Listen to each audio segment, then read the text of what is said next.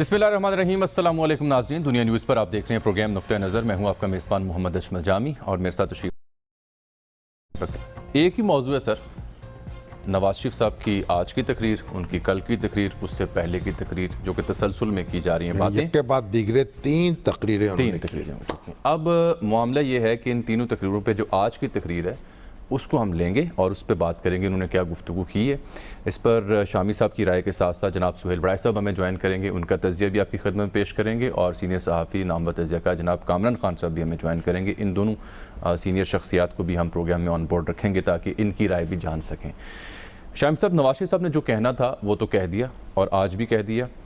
अब उसके कई पहलू हैं, उनकी तकरीर के, उनके बयानिए के कई हिस्से हैं। तो साबिक़ वज़ीर-ए-आज़म नवाज शरीफ साहब की जो जितनी भी गुफ्तगू है उसको सुनने के बाद 8 सवाल हमने बनाए हैं सर, वो मैं रिपीट कर देता हूँ आपके लिए भी, सुहेल साहब के लिए भी, नाज़रीन के लिए भी। एक तो ये कि नवाज शरीफ साहब जो मुसलसल फ्रंट फुट पर खेल रहे हैं, अब ही क्यों उन्होंने ये ऑप्शन ऑप्ट की कि फ्रंट फुट पर जाना है, और क्या नवाज शरीफ साहब ने जो बोलना था, जो उनके दिल के अंदर था, वो बोल चुके या अभी कुछ मज़ीद बाकी है, और ये भी कि क्या उनकी पार्टी उनकी इस जारहाना अंदाज़ सियासत की अमली तस्वीर बनने की अहलियत रखती है, और इस जारहाना सियासत का अंजाम क्या हो सकता है, और क्या वाकई नवाज शरीफ साहब अहम नौइयत के कौमी जो हसास राज हैं, मामलात हैं, उनसे पर्दा उठा रहे हैं, और फिर ये कि क्या नवाज शरीफ साहब ख़ुद अपनी भी गलतियों का एतराफ़ करते हैं या नहीं। इन मामलात पर गौर करेंगे। शाम साहब, सबसे पहले आपकी राय ओवर। तो आपने इतने सारे सवालात इकट्ठे कर दिए हैं, बारी बारी करते तो कोई जवाब भी अर्ज करते। सबसे पहले ये कि जो बोलना था बोल चुके या मजीद बाकी आना है। देखिए, उनकी 3 तकरीरें हुई हैं और हर तकरीर में कोई ना कोई नई बात थी। कहीं अल्फाज नए थे, कहीं शख्सियात नई थी, कहीं लहजा नया था, कहीं अंदाज नया था। तो सियासतदान जो है उसका ये काम होता है कि क्या ना, मीर अनीस ने कहा एक फूल का मजमू हो तो 100 रंग से बांधूं। तो ये अब उनका कमाल है कि वो किस तरीके से अपनी बात को कहेंगे आइंदा चल के। लेकिन जो मेरा ख्याल है कि जो उनका बुनियादी मुकदमा है वो उन्होंने पेश कर दिया है। उनका कहना यह है कि इंतखाब में धांधली हुई थी। जी, ये कह रहे हैं बार बार वो जीत चुके थे, उनके वोट जो कम किए गए, गिनती में गड़बड़ हुई और इमरान खान साहब को इक़्तिदार सौंप दिया गया। और उसके बाद जो फिर हुकूमत की परफॉर्मेंस है वो उसको ज़ेर बहस लाते हैं, क्योंकि और अपना मवाजना करते हैं अपने दौर से। जी, अभी मौजूदा जो ये जो देखिए जो 2 साल गुजरे हैं ना हुकूमत के, इसकी वजूहात जो भी हों, लेकिन एक लोगों की मुआशी मुश्किलात में इजाफा हुआ है। और मैं देख रहा था एक सर्वे हुआ है तो मिडिल क्लास जो है पाकिस्तान में वो सुकड़ गई है, लोगों की आमदनियाँ कम हुई हैं, महंगाई में इजाफा हुआ है, बिजली की कीमत बढ़ी है, गैस की कीमत बढ़ी है, चीनी की बढ़ी है, आटे की बढ़ी है। तो ये जो महंगाई में इजाफा हुआ है, जो अमन व अमान के मसाइल पैदा हुए हैं, इससे जो हुकूमत है उसको एक डेंट पड़ा है। तो अब नवाज शरीफ साहब अपना जो पुराना मुकदमा था वो लेके सामने आए हैं। हालांकि ये जो इलेक्शन का मामला है ना, कि इलेक्शन में धांधली हुई है और उसके नताइज कबूल नहीं करने चाहिए, तो ये मौलाना फजलुर रहमान तो पहले दिन से कह रहे थे कि हमें असेंबलियों में नहीं बैठना चाहिए। एक बात। दूसरी बात ये भी है कि पाकिस्तान मुस्लिम लीग नून ने एक वाइट पेपर लेके आना था, वो भी नहीं लेके आए, ठीक है ना।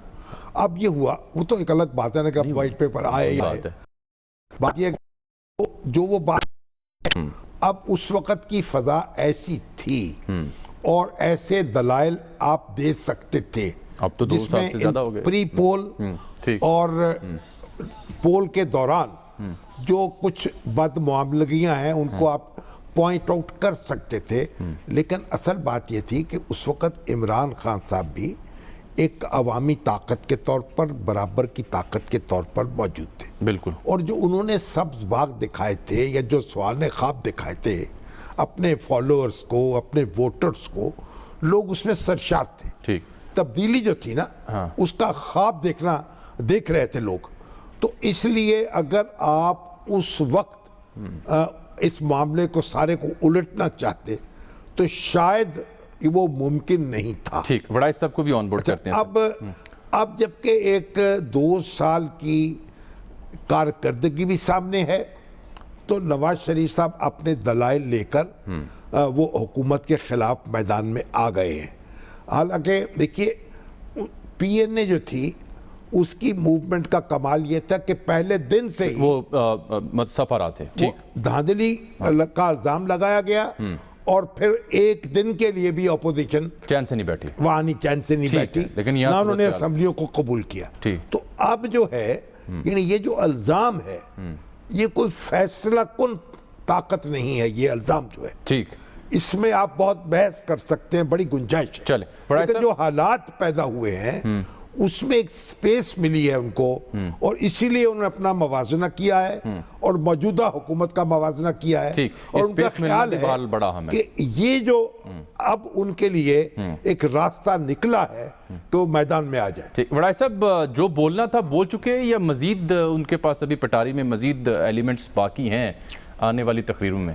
بہت کچھ ہوگا, ابھی تو بہت کم بولے ہیں. اچھا, اور آنے والے دنوں میں میرا خیال ہے کہ نواز شریف کے پاس اتنا مفاد ہے اور وہ یاد بھی رکھتے ہیں محترمہ مریم صاحبہ بھی اور نواز شریف بھی, کہ وہ آنے والے دنوں میں اور بولیں گے اور یہ مشکل پیدا ہوتی جائے گی. میرا یہ خیال ہے جو وہ باتیں کریں گے ظاہر ہے اس کا رد عمل بھی آئے گا, فضا بھی گرم ہوگی اور اس سے پھر کئی چیزیں کھلیں گی بھی جو ابھی تک بہت ساری چیزیں چھپی ہوئی ہیں, کیونکہ نواز شریف صاحب نے بہت ساری چیزیں ابھی نہیں بولی. مثلا انڈیا کے معاملے پہ کبھی انہوں نے اظہار خیال نہیں کیا. انہوں نے اپنے اور فوج کا جو ریلیشن شپ تھا اندر کیا ہوتا رہا, کبھی اس کے بارے میں کوئی ایک فکرہ بھی کبھی نہیں بولا. اسی طرح اندر کیا مذاکرات ہوتے رہے, کورٹ کے اندر جانے کا کیوں فیصلہ کیا گیا, انویسٹیگیشن جو ٹیم تھی اس کے سامنے جانے کا پرائم منسٹر نے کیوں فیصلہ کیا, اس پہ بھی کبھی انہوں نے رائے کا اظہار نہیں کیا. تو یہ ساری وہ چیزیں ہیں جو ظاہر ہے جب وقت آگے چلے گا تو لوگ پوچھیں گے بھی اور میاں نواز شریف کو بھی خود بتانی ہوگی.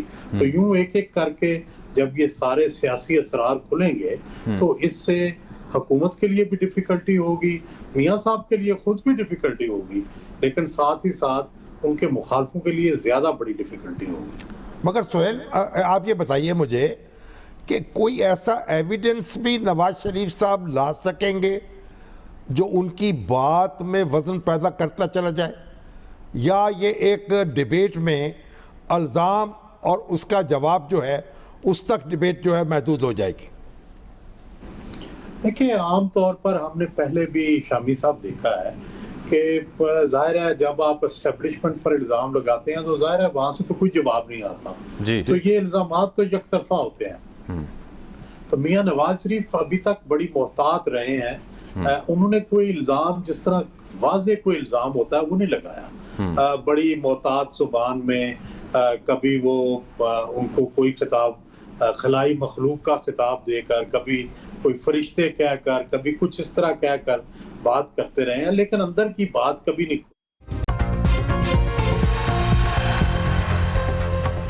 تو یہی ہے کہ اندر کی باتیں کیا میاں نواز شریف کھول کے ان کا فائدہ لیں گے یا اندر کی باتیں کھول کے انہیں اس کا بھی نقصان ہوگا. تو یہ ساری چیزیں آگے جب اگر منظر یوں ہی چلتا رہا تو ظاہر ہے اگلے دنوں میں یہ کھلنی پڑیں گی چیزیں. تو پھر انتہائی نقطہ کیا ہوگا, یعنی اس سے حاصل کیا کرنا چاہیں گے وہ؟ دیکھیں ظاہر ہے اپوزیشن تو یہی چاہے گی کہ یہ حکومت جلد رخصت ہو جائے. اب اس کی رخصتی کے لیے ظاہر ہے یہ پہلے ریلیاں کریں گے, پبلک میٹنگز کریں گے, اور اس کے بعد جیسے وہ کہہ رہے ہیں کہ ہم اسلام آباد یا پنڈی کی طرف مارچ کریں گے. تو آپ اگر فرض کریں یہ اسی طرح کرتے ہیں تو چند ہزار لوگ بھی اسلام آباد کی طرف اگر چلے جائیں تو ڈیفیکلٹی تو ہو جاتی ہے. یہ کوئی اچھی چیز تو نہیں ہے, پہلے بھی جتنی دفعہ ہوا ہے برا ہوا ہے. اور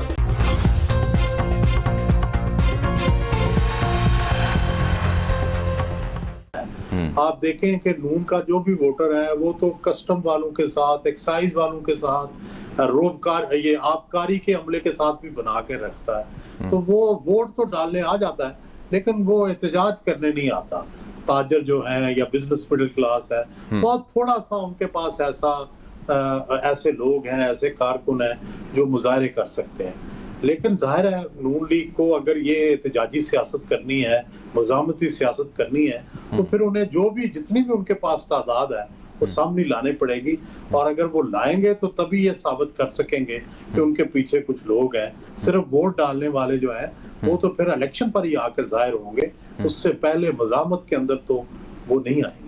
سہیل صاحب، حکومت کس طرح رسپونڈ کر سکتی ہے، یہ کرے گی یا کرنے جا رہی ہے ان گیون سرکمسٹانسز کو دیکھتے ہوئے آپ کی دانش؟ دیکھیں، حکومت کو تو ہم جو سوچتے ہیں وہ تو یہی کرنا چاہیے کہ اپوزیشن سے ڈائلاگ کرے، اس سطح پر انہیں جانا ہی نہ دے، ان کے جو ڈیمانڈز ہیں وہ پورے کریں، الیکشن سے نیچے جو بھی ڈیمانڈز ہیں میرا خیال ہے، اور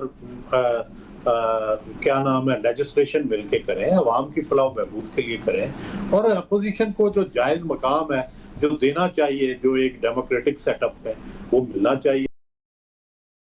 بندے کو پکڑ کے اندر پھینکنے والی بات ہے، یہ بھی ختم ہونی چاہیے۔ ٹھیک، شامی صاحب کچھ کہنا چاہیں گے؟ میں ورنہ سہیل صاحب کا شکریہ ادا کروں گا۔ سہیل صاحب بہت شکریہ سر آپ کے قیمتی وقت کا۔ اظہر جاوید صاحب لندن سے خواجہ آصف جو ہے نا، ہاں جی، ان کو بھی نوٹس جاری ہو گیا۔ ہاں جی، وہ کل واشی صاحب نے خود بھی ویسے اس کی وضاحت کر دی تھی۔ نہیں، ان کو نوٹس جاری ہوا نیب کی طرف سے۔ اچھا، وہ میں سمجھا جو زرداری صاحب کے بارے میں انہوں نے گفتگو کی ہے، ان کو تو بلا لیا نیب نے۔ جو خواجہ آصف صاحب ہے نا، وہ بھی کچھ فاختہ قسم کی چیز سمجھے جاتے ہیں، ہاں جی، یہ تو بڑا رسول عقل آدمی، اس کے بعد ان کو بھی نوٹس آ گیا ہے، اور نوٹس آیا ہے ان کے اقامے کے حوالے سے، اور ساتھ آمدن کا بھی دبئی جی۔ اور تو آمدن تو خیر ایک تخلص ہے نا، یہ تو ہر چیز ہر جگہ لگا دیجئے۔ اب یہ وہ الزام ہے جو بشیر میمن جو ڈی جی تھے ایف آئی اے کے، ان کے حوالے سے خبر آئی تھی کہ پرائم منسٹر نے ان کو بلا کے کہا کہ اس حوالے سے آپ کارروائی کریں اور خواجہ آصف کو گرفتار کریں۔ جب انہوں نے انکار کر دیا، اب وہی نیب کی طرف سے وہ نوٹس آیا ہے اس اقامے کے حوالے سے۔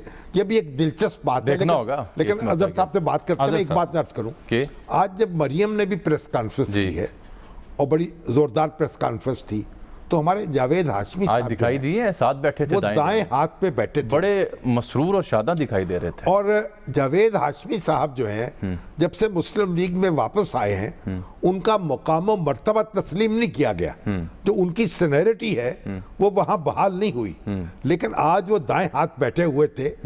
تو مجھے وہ شعر یاد آ رہا تھا کسی شاعر کا کہ اگر وہ کہو کس بات کا غم ہے، اگر وہ پوچھ لیں ہم سے تو پھر کس بات کا غم ہے، اگر وہ پوچھ لیں ہم سے۔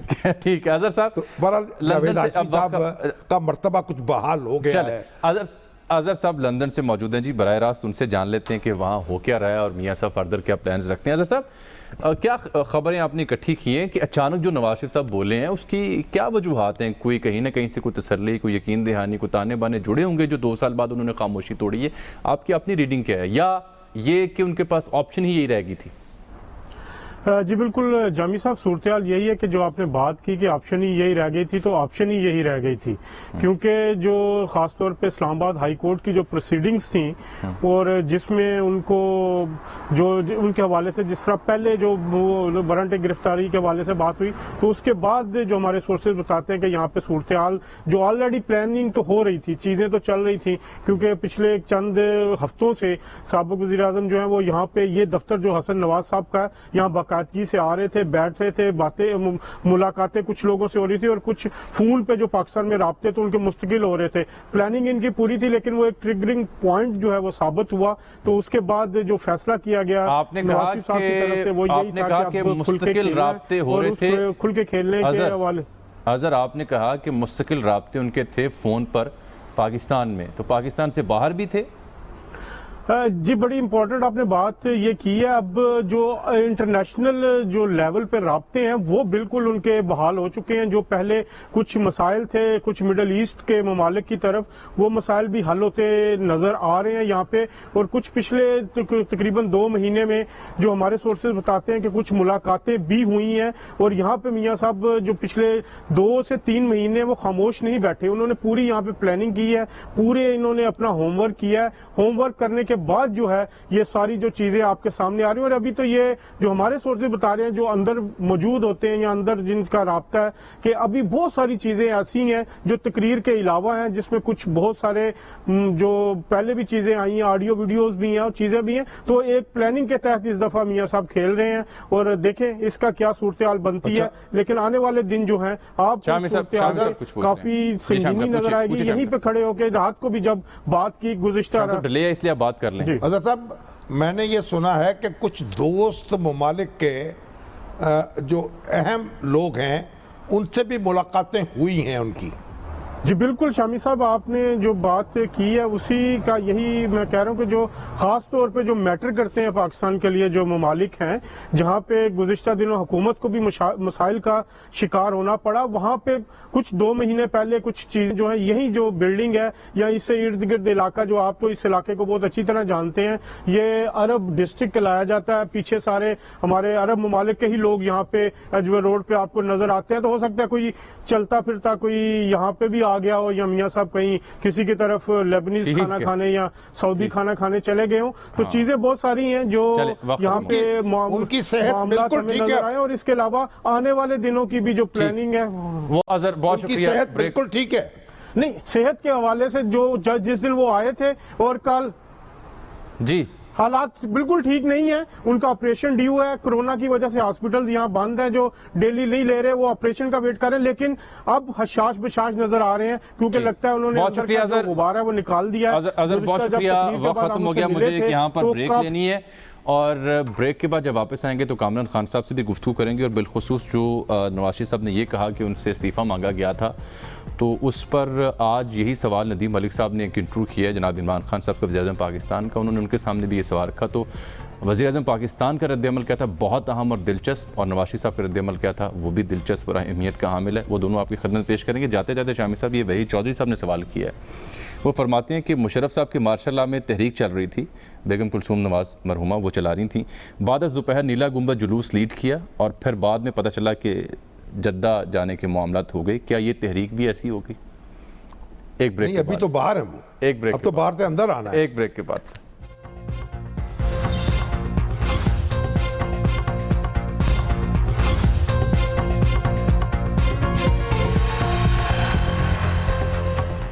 تھے 10 لاکھ آدمی کھڑے ہو جایا کرتے تھے, 10 لاکھ آدمی سو جایا کرتے تھے.